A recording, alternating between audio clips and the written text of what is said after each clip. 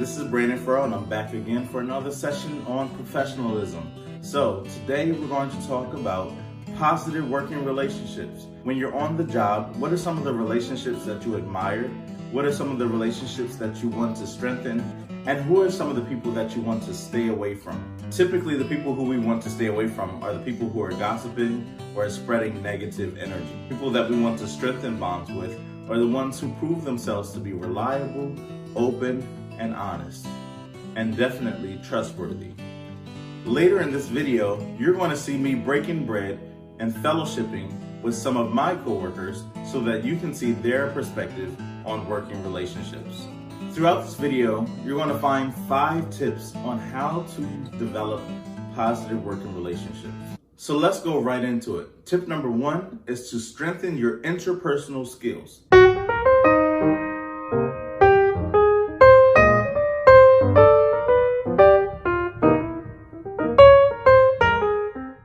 Your interpersonal skills are the way that you interact with other people. It's your ability to communicate, verbally and non-verbally. So, it's not just the words that you say, but it's your tone and how you say it, it's your body language, it's your eye contact. So it includes verbal and non-verbal contact. Your ability to connect with someone on a common level, whether it's connecting through sports, connecting through music, or just connecting through your passion about the job. Find ways to connect with people, but have good yet appropriate conversations on the job. It may develop into a friendship outside of the job.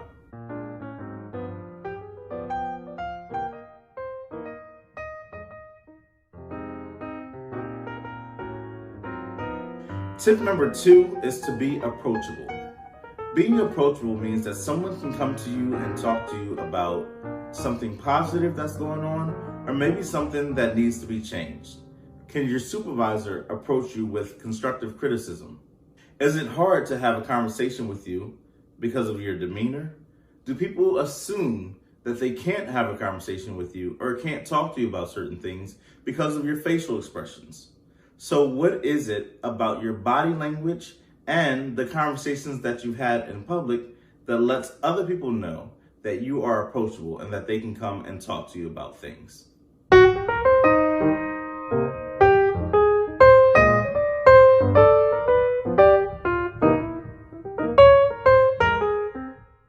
Tip number 3, don't gossip.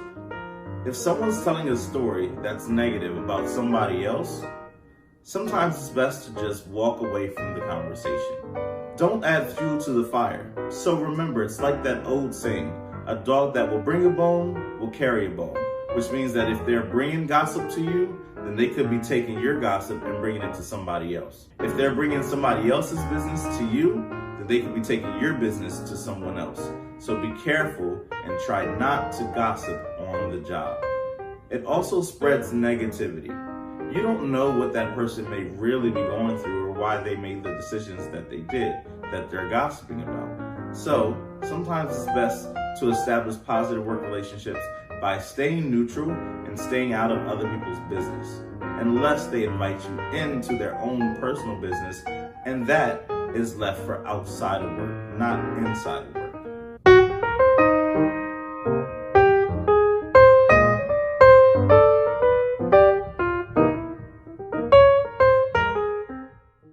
Tip number 4 is to demonstrate empathy and positivity.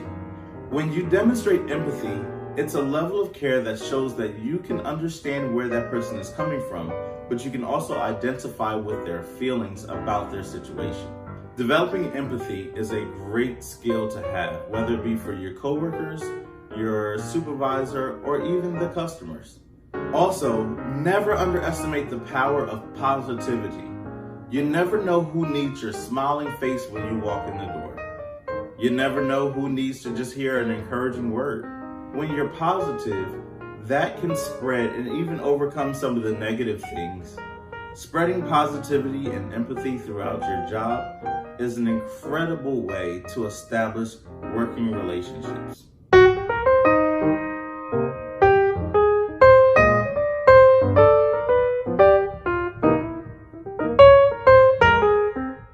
All right, tip number 5, This one can get a little juicy, but tip number 5 is about establishing boundaries. When you establish boundaries, you let other people know what topics are off limits and what topics are okay to talk about at work with you specifically. There may be some things that you're really sensitive about, and that's fine, but communication is such a powerful tool that it can be used for good or it can be used to destroy. So as it pertains to your work conversations, make sure that you let other people know where your boundaries are. And it doesn't have to be right up front, as soon as you start. First day of work, you're like, hey, I don't talk about this, I don't talk about this. But it could be as it comes up in a work conversation or through communication with your coworkers, you can just simply bow out and say, I'm uncomfortable with this topic. Another old saying is, don't meet your honey where you make your money. That means it's not always a good idea to try to establish a romantic relationship in your place of business. What happens if it doesn't work out? What happens if it doesn't work out? How will your working relationship be then? Will there be a level of bitterness? Will you still want to work with that person? Will you have to worry about your business being out with everybody else on the job? So a good way of leaving your romantic emotions outside of the job is to make sure that the person that you're meeting and dating stays outside the job. Now, it does in seldom cases work out for some people, but that's very few and far in between. So be very careful about who you decide to date on the job and establish a set of boundaries if that's what you're going to do.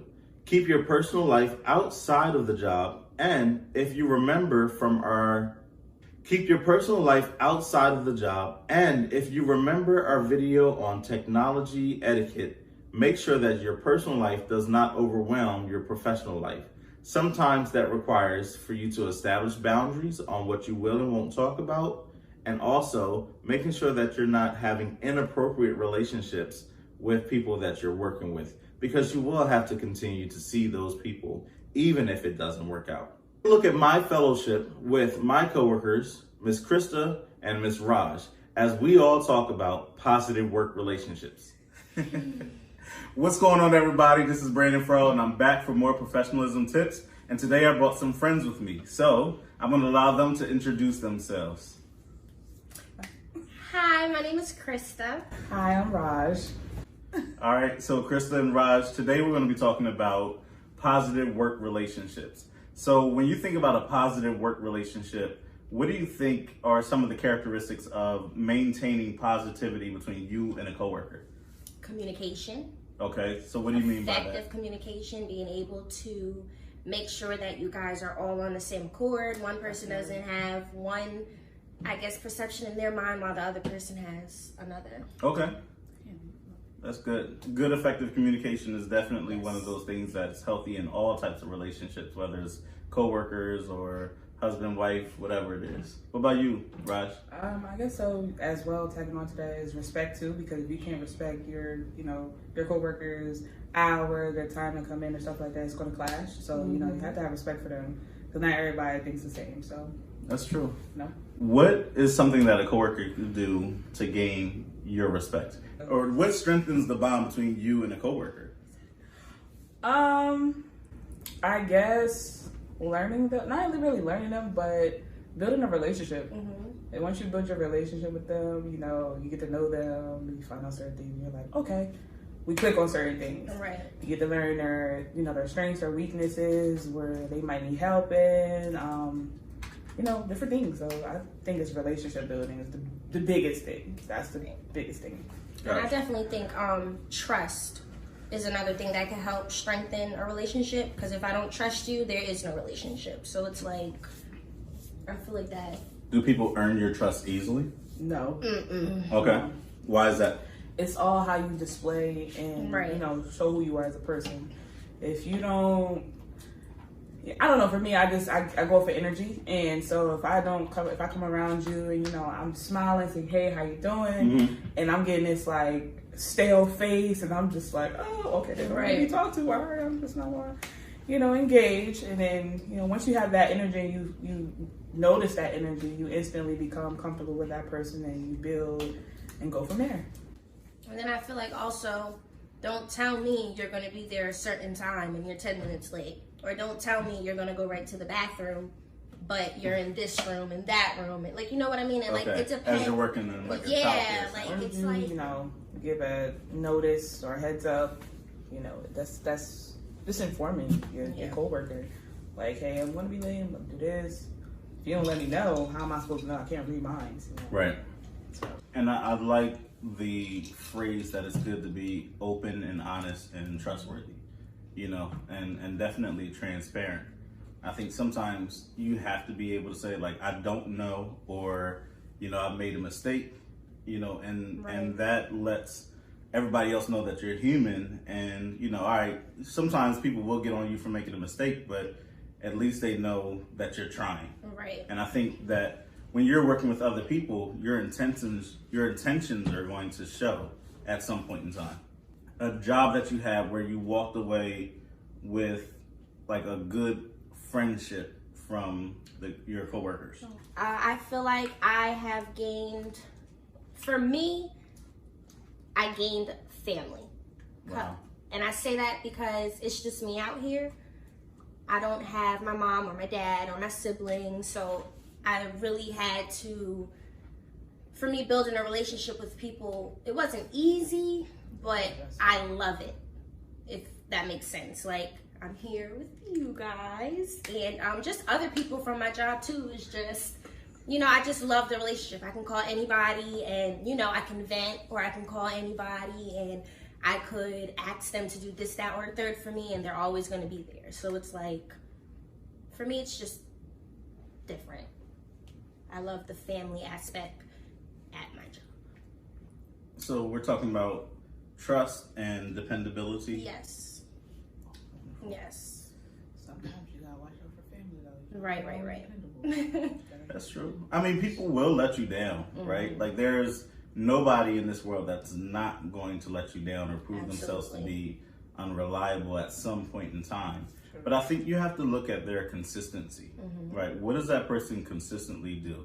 Do they come in and they have a positive attitude consistently, or are they always complaining? Because that level of toxicity into the air with complaints and always, thinking the worst about other people is really toxic to the work atmosphere. It's really negative, and it's hard for good things to keep happening in an atmosphere where people are just putting out negative things. And it's true when they say that, like, negativity jumps from, like, so it's crazy how much a environment can change just because one person came with such a negative vibe. Now everybody is just like, right. Because misery loves company. Exactly. And so, when you jump on board with that, it's like, all right, for me, I tried not to walk into my job with whatever I'm dealing with outside of my job. Right. Not everybody knows how to do that. They come in and they have an attitude with the customers, or if you're working with kids, they have an attitude with the kids because of things that's happening in their personal life. And it's like, no, you got to leave that at the door. I think it's important before you do go into work, if you are having a problem at home or just something that you're really struggling with, is, to take a breather and to really sit there and think about what's really going on. Like, okay, I'm going to this place. I know they're not trying to hurt me. They're not trying to do any type of negative anything towards me. So I'm just going to walk in there and I'm going to feel, the love. I'm going to show love so that it can surround me as well. Because I mean, for myself, I always go in with a positive attitude. I'm always smiling. So I feel like I want to bounce that energy off other people so they can, smile with me, not just to be frowning. So, it's good to just take a breather before you do what you got to do. Count to 10, something that relaxes you, and just go from there. Yeah. And somebody might need that positive energy that you're bringing in. And sometimes you do have to fake it until you make it, but you never know how someone else's day is going. I've heard plenty of, cuss outs over the phone because of a way that someone was treated, and they're the customer, they're the client in this situation. And it's like, you have to be mindful of the way that you make people feel, like Maya Angelou said, like people will forget what you say, they'll forget what you do, but they'll never forget the way that you make them feel. Right. True story. So tell me about an incident where someone made you feel like you don't want to work with them anymore.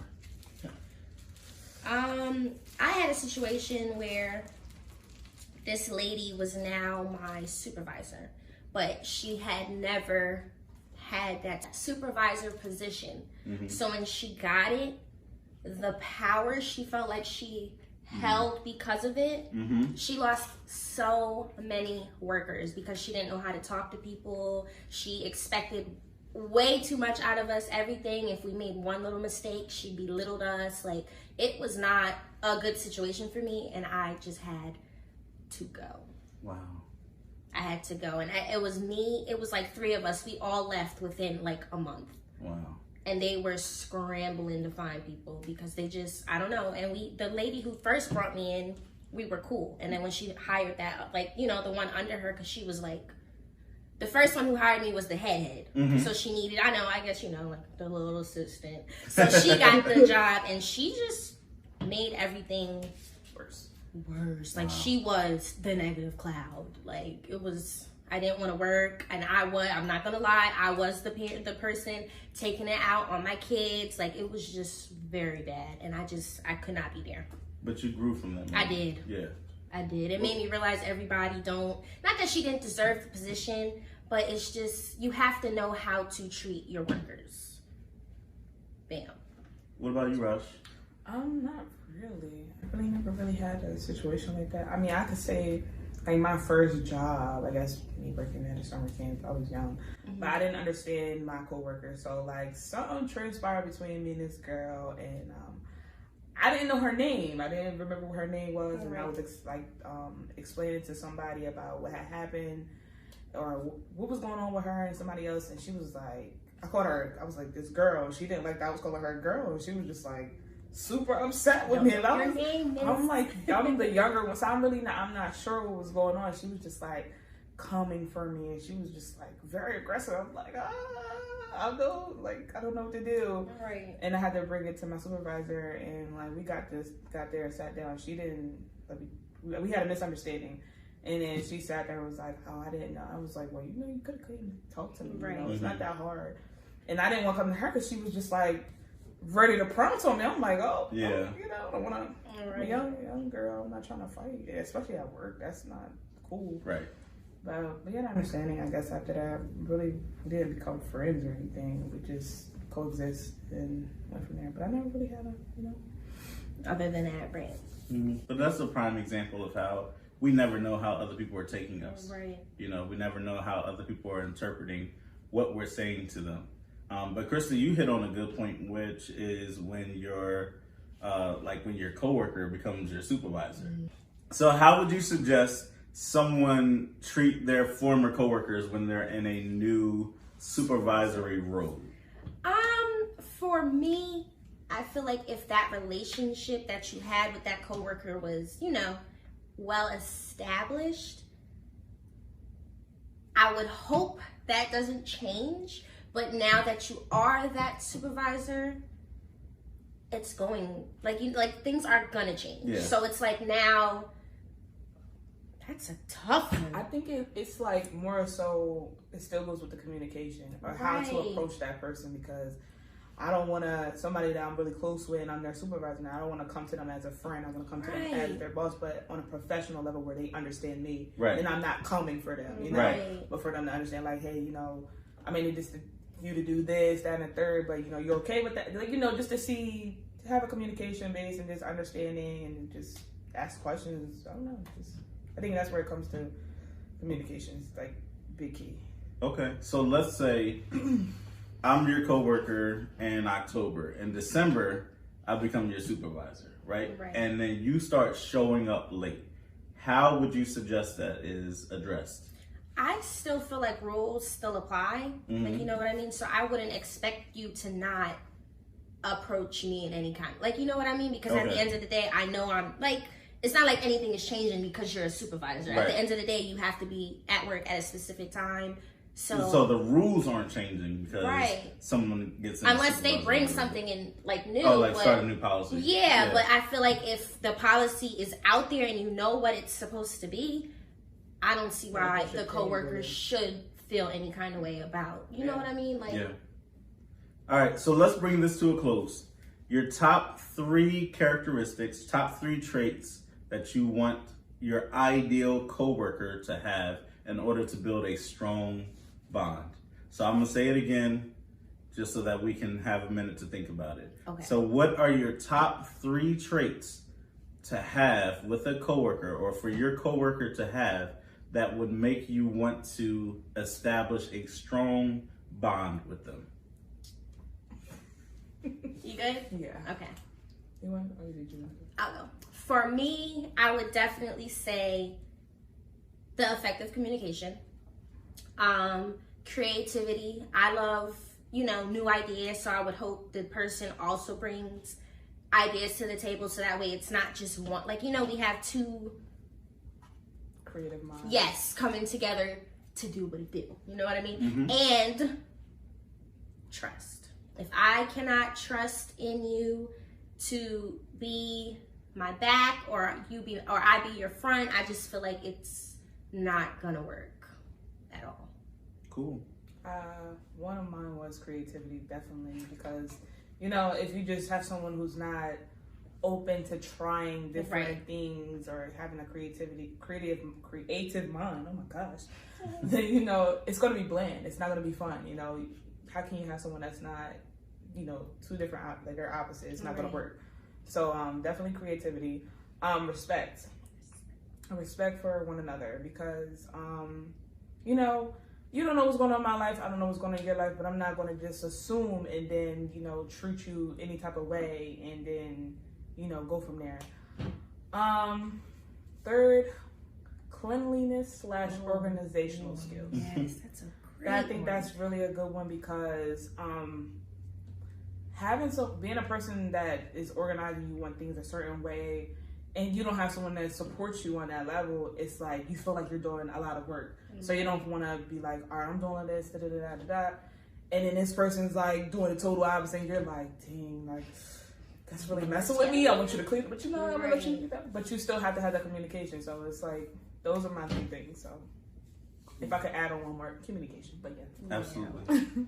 I love everything that you both said. For me, I would definitely say the top thing is transparency.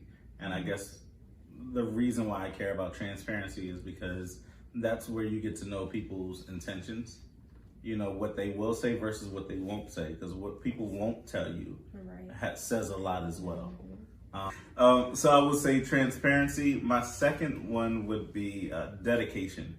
And so being dependable, but also being consistent in the way that you're dependable and reliable. Sure. So it's not like I can depend on you on Monday, but on Tuesdays and Wednesdays, no thank you. Transparency for me, communication, and definitely dedication. Those are my 3. So I hope you guys enjoyed today's session as we sat here and we broke bread and we laughed and we enjoyed each other's company. I hope that you will be inspired to build strong and positive relationships with your coworkers. Okay, so let's recap. It really is my hopes that you will look at this series of videos and establish a professional work ethic that is not only impressive to your current employers, but also to your future employers. Tip number 1 was to strengthen your interpersonal skills. Strengthen the way that you talk to other people and interact with people. Those are your interpersonal skills, how you deal with other people. Tip number 2 is to be approachable. Let people know that it's okay to come and talk to you, not just with your words, but also with your body language. Tip number 3, don't gossip. Stay away from the negativity on the job, even if it's funny. Tip number 4, demonstrate empathy and positivity. Try to be that person who stays positive even in a negative situation. And develop empathy, which means that you can have an understanding of what people are going through and how they may feel. Last but not least, tip number 5, establish boundaries. Let people know what you will and will not do, and also try to leave the personal life outside of the professional life. Try not to meet your honey where you make your money, and also let people know where you stand on certain issues. I believe these tips will make you a better working professional. So until next time, be caring, be kind, and be encouraged.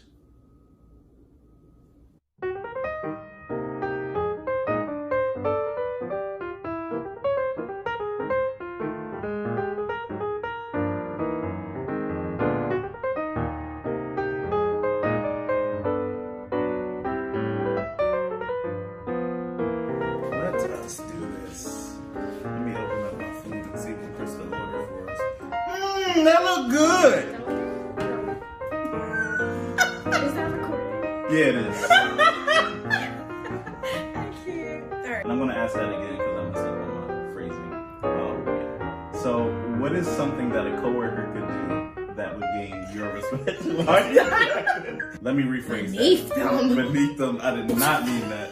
I did not You mean did, but I that. just said that. I did not mean to say that. I know.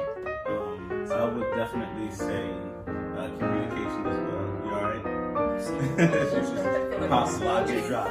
Pop logic drop. Whoa.